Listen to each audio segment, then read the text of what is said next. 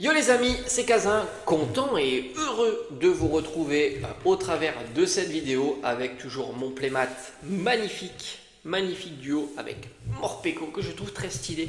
D'ailleurs il a une petite popularité pour un Pokémon de nouvelle génération quand même, malgré tout, ça reste un Pokémon de nouvelle génération. Il a un petit peu de popularité. Aujourd'hui, ça fait peut-être un peu trop de bruit, je suis navré. Je suis navré, mais elle est jolie, ce petit guide est joli plutôt. Avec Corédon. Oh putain, je sais jamais. Miredon, Corédon. Non, je crois que c'est Corédon. Attends, on va regarder quand même. Je crois que c'est Corédon. Ouais, Corédon. Bon, évidemment, c'est la même chose avec Miredon.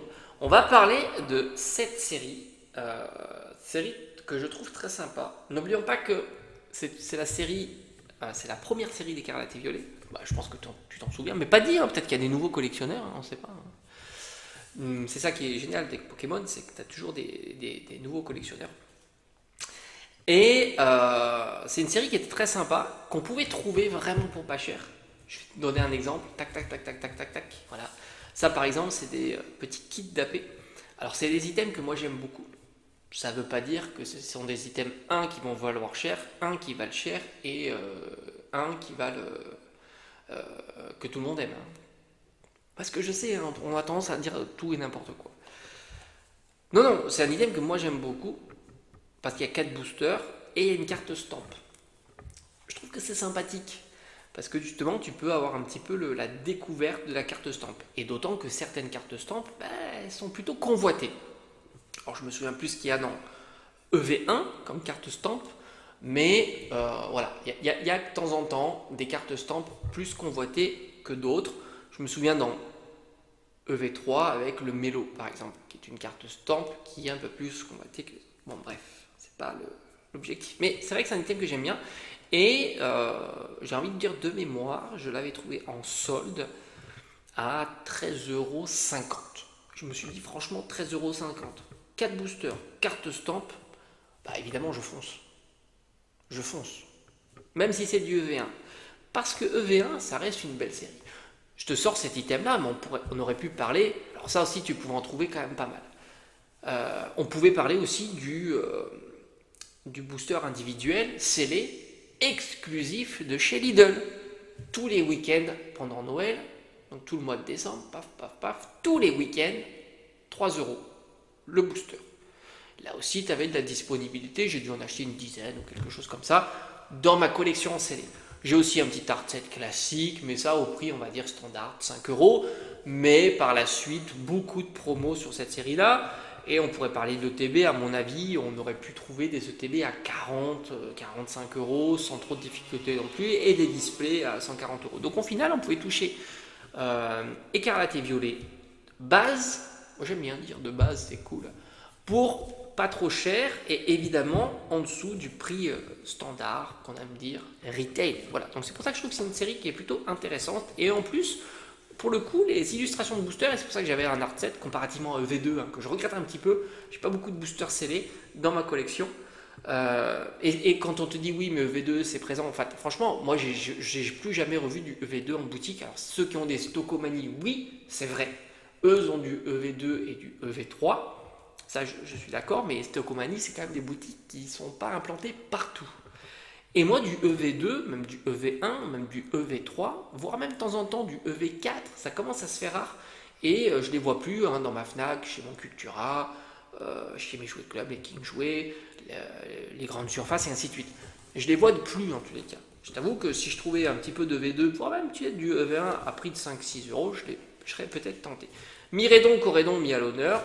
Et au fond, on va regarder un petit peu les cartes. Alors déjà, n'oublie pas que tu es sur EV1 et les SAR. Je ne parle pas des autres cartes parce que les autres cartes drop de la même manière pour toutes les séries. C'est-à-dire les AR, les full art, etc. Mais les SAR drop bien sur cette série-là. Comme EV2 et EV3. C'est pour ça que dans une display, tu as régulièrement, voire tout le temps, souvent on l'entend dans les messages. Moi j'ai ouvert 2 displays, j'ai eu une SAR. Ce qui est évidemment logique puisqu'elle drop à peu près tous les 30-35 boosters. C'est son taux.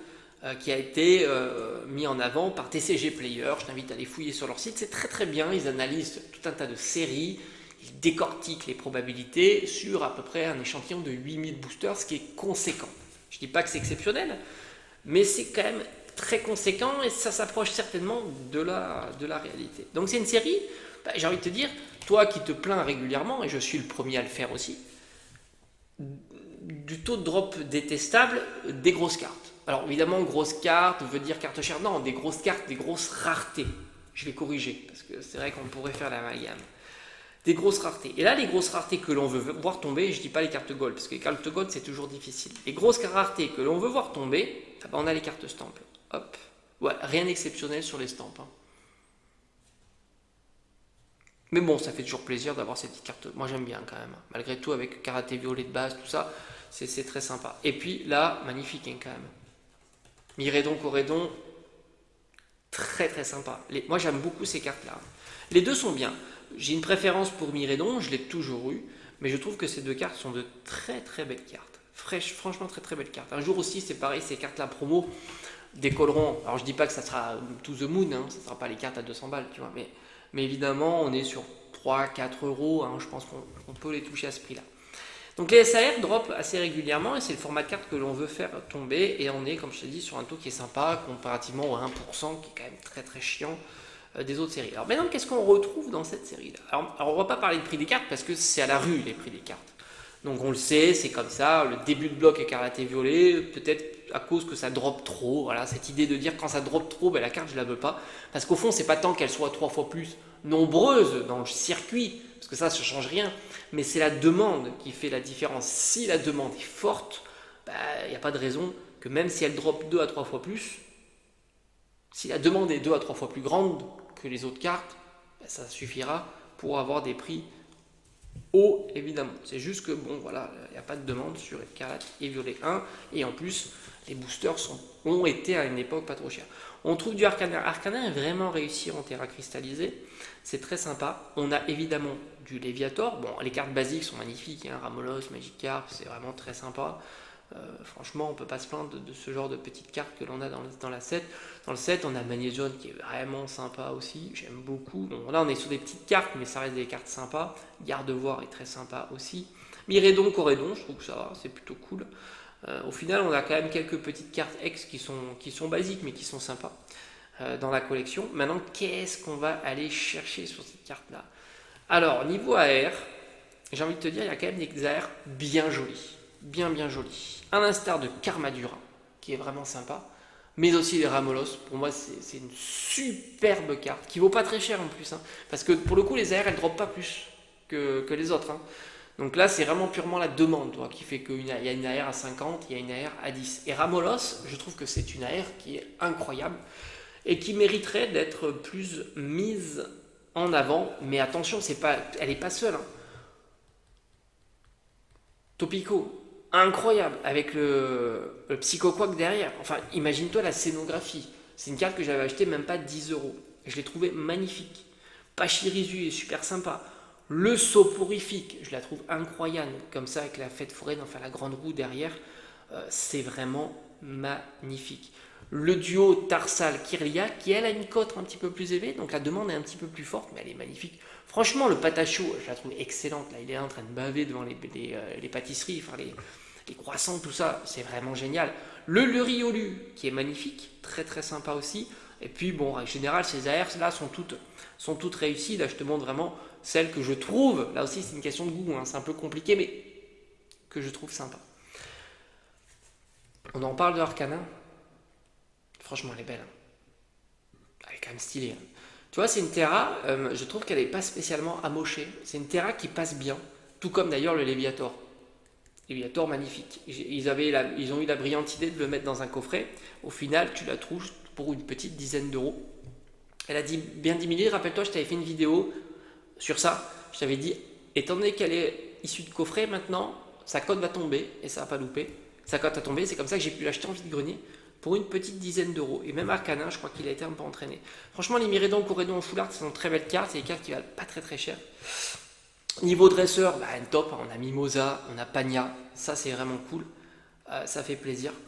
Et maintenant, niveau SAR. Alors oui, bon, c'est vrai que Philanthrope, je suis pas fan. Pas fan.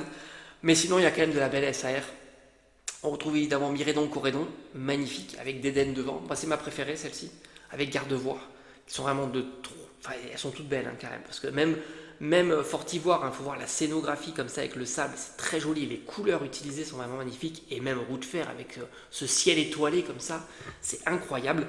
Mais c'est vrai que Gardevoir et Corédon, c'est vraiment de très très très jolies cartes, et j'ai eu la chance de l'avoir pour une vingtaine d'euros, je crois, ce qui était un tout petit prix.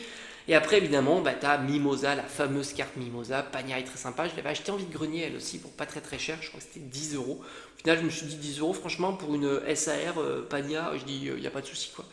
Elle est magnifique. Après, carte Gold, moi j'aime bien. Miredon, Corédon, c'est des cartes plutôt sympas que j'ai fait dropper d'ailleurs. Que j'ai droppé. Donc voilà, petite série emblématique quand même, parce qu'il ne faut pas oublier que les séries de début de bloc, bah, c'est un peu emblématique, hein, c'est logique. Hein, rappelle-toi, Solide de base, Épée Bouclier de base. Voilà, ça fait partie des séries voilà, historiques, on va dire, de chaque début de bloc. Hein. On y pensera toujours, hein, avec Miredon, Corédon, voilà, des Pokémon comme ça. En plus, ils avaient instauré le nouveau pattern, faut pas l'oublier ça. Nouveau pattern qui consistait à avoir une carte promo et un booster supplémentaire dans une série classique, dans une ETB. Hein. C'est pas rien, ça aussi. Je trouve que c'est cool. En plus, on a 2 ETB avec 2 cartes promo différentes, avec une belle illustration de Miredon et de Corédon.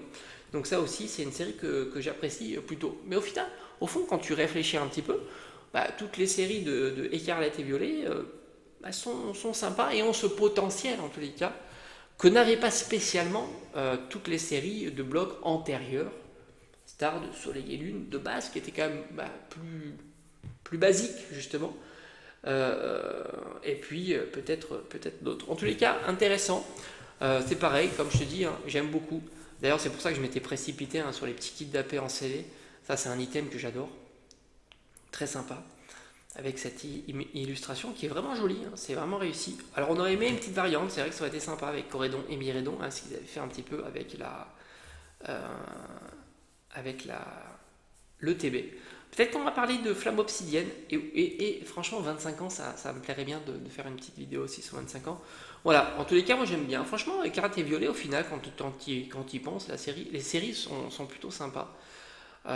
Peut-être, alors pour l'instant plus ça avance et plus on a l'impression que 6.5 fait figure de série peut-être la plus boudée hein, quand tu vois le prix des items qui viennent de sortir déjà en promotion 20-30%, même 30%, mais le V7 marche un peu dans ses pas. Hein. Donc comme quoi c'est une tendance qui est peut-être plus profonde que ce qu'on peut imaginer. C'est assez intéressant. Peut-être qu'on en développera ça sur une prochaine vidéo, parce que là le but était de parler de EV1. À bientôt.